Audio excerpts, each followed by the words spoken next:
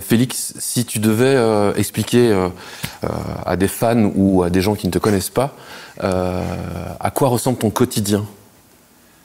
Mon quotidien, il se passe essentiellement à attendre, attendre l'inspiration, attendre le travail, attendre le bon moment, quoi.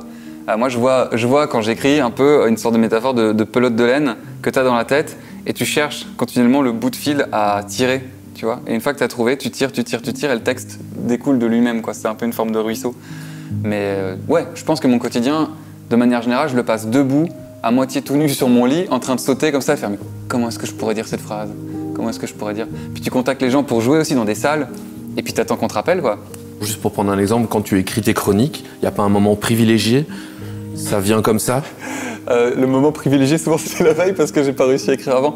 Je travaille beaucoup dans l'urgence. Non, oui, pour répondre sincèrement, genre oui. Je suis pas comme, par exemple, Amélie Nothomb qui se réveille tous les jours à 6 h et qui se met à gratter. Non, moi, je fonctionne davantage à l'inspiration, ouais, et puis à la bonne idée. Et je suis vachement bousculé par l'amour, moi. C'est plutôt de tomber amoureux ou de tomber de chagrin qui m'inspire, donc ça, c'est souvent corrélé, quoi. Donc il y a l'amour, la tristesse sont des influences claires oui. et évidentes chez toi et chez beaucoup de gens, j'ai l'impression. Est-ce qu'il y a d'autres choses qui t'influencent positivement ou négativement? Tout inspire, à vrai dire. Il y a un de mes auteurs préférés qui s'appelle Rilke qui a écrit Il n'existe pas de décor pauvre. Et dans cette mesure, en fait, peu importe ce que tu traverses dans la vie, peu importe dans quel habitat tu es, en fonction de comment tu le regardes, tu peux en faire surgir de la beauté et de la poésie. Donc il faut savoir renouer avec l'ennui dans mon travail. C'est pour ça que je disais attendre. C'est que parfois, en fait, la vie est tellement pleine de trucs et de potes que parfois, moi, j'essaie de m'isoler, de me mettre dans mon appart et de m'obliger à me faire chier, quoi. Et c'est en commençant à t'ennuyer que tu te sens obligé de faire surgir de ton salon vide une forme d'humour ou de... Et donc, ouais, tout m'inspire et tout est inspirant. Il suffit juste de le regarder longtemps. Et est-ce que tu penses qu'il faut être triste, déprimé et mal en point pour écrire mieux ou pour créer mieux de manière plus générale? Il ne faut pas, je pense, confondre la tristesse et la déprime qui sont pas la même chose. Je pense que la dépression, c'est une maladie qu'il faut pouvoir encadrer et puis suivre. Mais à Victor Hugo, il a écrit un joli truc. Il a écrit « La mélancolie, c'est le bonheur d'être triste ». Et je trouve ça assez séduisant comme idée. Donc je me considère comme quelqu'un de vraiment très mélancolique, d'assez triste même. Mais c'est pas une tristesse négative, c'est pas une tristesse pesante. La vie, elle est faite de hauts, elle est faite de bas, elle est faite de virages, d'ivresse et parfois de mauvaise ivresse, mais ça fait partie du délire et on s'accroche au wagon et on kiffe un peu tous les décors, quoi.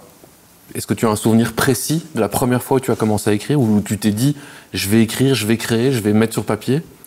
Je n'ai pas de souvenir précis du moment où j'ai pris un stylo pour écrire, parce qu'à vrai dire, on apprend tous à écrire en même temps à l'école, à former des lettres et des phrases.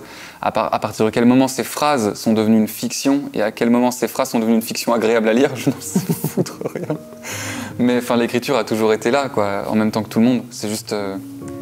j'ai eu la nécessité de le faire dans mon temps libre pour raconter d'abord le fait que je me sentais très seul, et puis que je me sentais amoureux, et puis que je ne m'entendais pas avec mes parents. Et au fur et à mesure, les rimes se sont ajoutées, et puis au fur et à mesure, elles sont parties, et ça évolue, et ça grandit, et tu te nourris des auteurs que t'aimes, et ça... En dehors de ton travail de théâtre et d'écriture, qu'est-ce qui te nourrit le plus au quotidien? L'amour, ouais, c'est l'amour, mais au sens large. L'amour des amis, l'amour des amantes, l'amour de mon travail, l'amour du temps qui passe, l'amour de l'ivresse, quelle qu'elle soit aussi, celle du temps, de l'alcool, des fêtes, de la paresse. Donc vraiment, je pense que mon moteur principal et ce qui me nourrit le plus, c'est la recherche perpétuelle d'être aimé et la recherche perpétuelle d'aimer. Quand on est petit, on nous fait beaucoup croire qu'une histoire d'amour réussie, c'est une histoire d'amour qui dure. Et aujourd'hui, j'ai compris que l'âme sœur peut être une âme sœur d'1 an, comme de 3 ans, comme de 5 minutes. Et donc je recherche davantage d'aimer et d'être aimé par des gens véritablement. Et quand ça s'arrête, être OK avec ça et se dire l'important c'est ce qu'on a vécu. Et puis j'emporte ça et ne le gâchons pas en se mentant, en se trahissant. Juste, c'est la phrase que j'ai dit dans une chronique, mais c'est être libre et rester. Et c'est ça que je trouve sublime dans l'amour, c'est être libre et rester. Et un jour quand t'as plus envie d'être là, pars. Et puis c'est pas grave. Alors la petite tradition de l'émission, je t'offre le dessin, tu en fais ce que tu veux. Il est trop cool.